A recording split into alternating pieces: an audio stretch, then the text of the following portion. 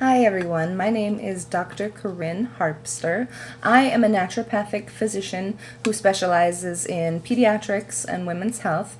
I work at a place called SageMED in the Factoria area of Bellevue, Washington.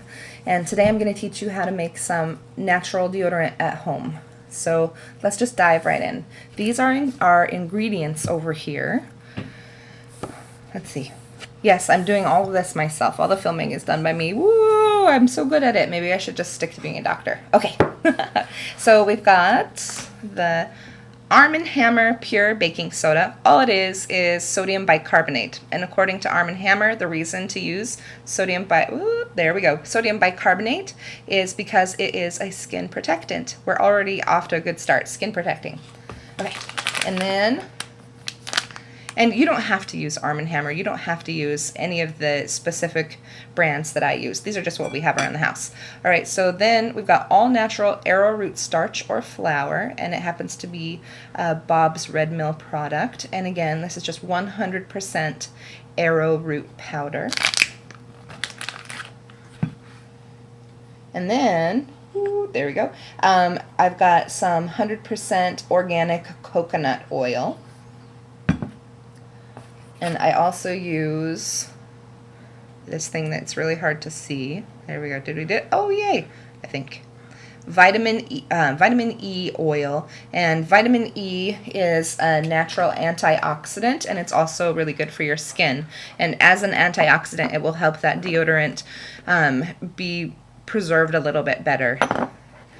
Okay, and these will also help it preserve a little bit better, and these are the reason that the deodorant will smell the way they do. And they're antimicrobial essential oils. So let's see if I can, seriously.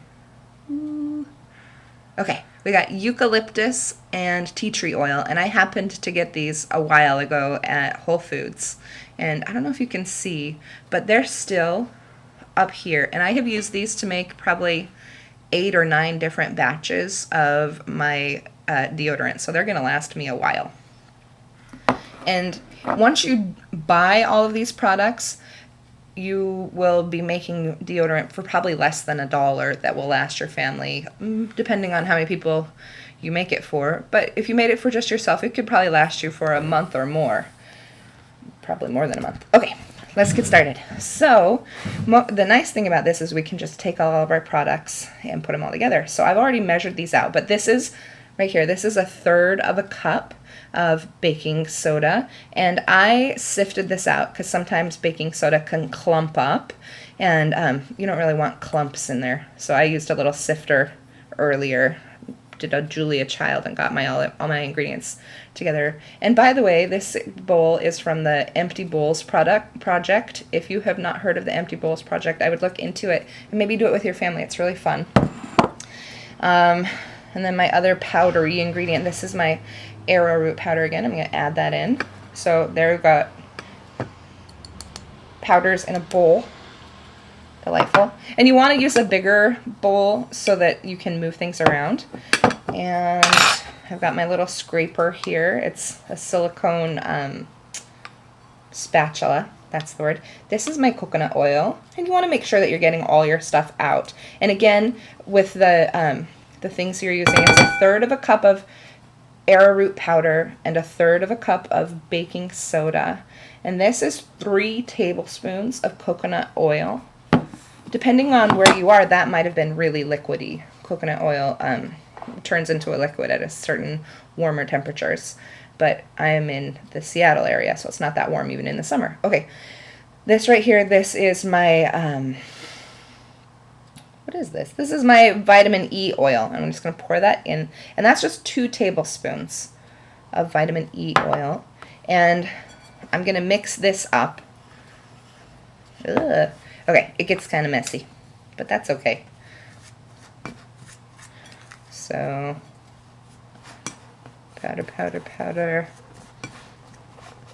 One of the things that I love about making my own deodorant at home is, again, that it's so low on the toxin score. And the EWG database, so ewg.org/skin deep, you can look up the different ingredients that you've got in the products that you use at home, like your shampoo or your deodorant, and you can find out if there's anything in there that's not that good for you. And all of these, I actually put all of the different ingredients into the database, and every one of them is a 1 or a 0. Most of them are zeros, which means the EWG people say that is great. And you know what? You could eat this. I don't suggest eating your deodorant. That's not something that I do. But perhaps for some reason you're very hungry, or your child. Actually, the reason that I do it is because I am a mom, and I had a little. She is less likely to eat deodorant now, but in the past, I would not have put it past my daughter to eat the deodorant. Sorry, honey. Okay, so what you're going for here is for it to turn into kind of a liquidy base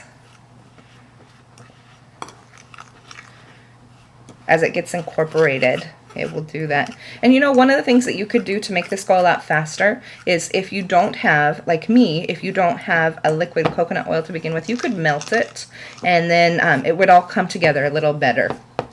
But this gives me the opportunity to talk to you about eating deodorant, I guess. Okay. And then you're going to add in your essential oils. You're going to want to choose ones that are antimicrobial. So things like eucalyptus, tea tree oil, lavender, which, you know, that might smell a little bit better than just plain eucalyptus and tea tree oil. Also peppermint, sandalwood. Those are all really great. There's some other ones like thyme. I don't know if you'd want to smell like thyme. You might end up reminding people of a Italian dinner. You know, there's nothing wrong with Italian dinner, but maybe you don't want your armpits to smell like that. Okay. So I'm sort of liberal with this. Okay. Around 10, I think that was more like 20 of one dropper of your essential oils. You could use just eucalyptus if you wanted, or you could use just tea tree. I do a combo, and I double up. Supposedly you only need 20 drops for making these, but I like to make sure that we're not too stinky. My husband does parkour, so the man needs some support, and he uses it more than one time a day. 1, 2, 3, 4, 6, 7, 8, 9, 10. Okay, so extra. That smells really good. We don't have smell-o-vision yet, so you cannot smell it. And that will add a little bit more liquidiness to the mixture. Okay. So I doubt that you can see what the texture of this is, but it's definitely turning into more of a paste now. Let's see, how does this work? Okay.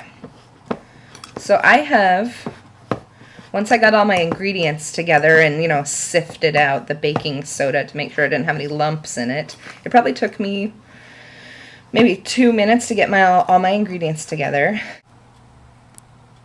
Okay, so like I said, it probably took 2 minutes to get the ingredients together, and then maybe, seriously, 8 minutes to mix it all up. And now, as you can see, I've got a much thicker paste.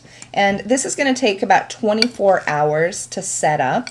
You could use it now, really, but if you wanted it to set up the way it's going to be from here on out, you would wait 24 hours. And then I usually just grab something like this, which is a canning jar. It's a half pint. I like the wider mouth because it's easier to get your fingers in there. I would not suggest putting it in an old deodorant container. It doesn't work like that very well, but you can apply this with clean hands. And you could make separate ones for however many people you're making it for.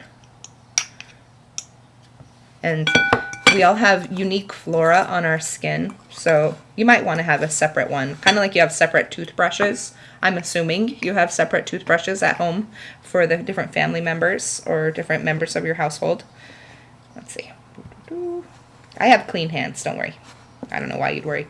Who cares? You don't care, but I do. All right. So you can kind of smooth it out if you want to.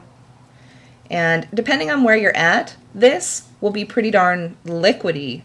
And it will be a little bit difficult to get on if it's liquidy. So you can keep it in the fridge. And depending on where you live, like when I lived in Texas, I had to keep this in the fridge, which is very refreshing. Let me tell you, cold deodorant in the morning. And I'm trying to find, I had a, oh yes.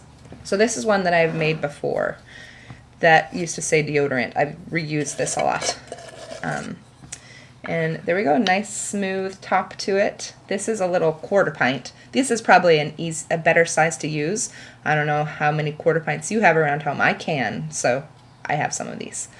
But it could be any kind of container that works for you. And voila!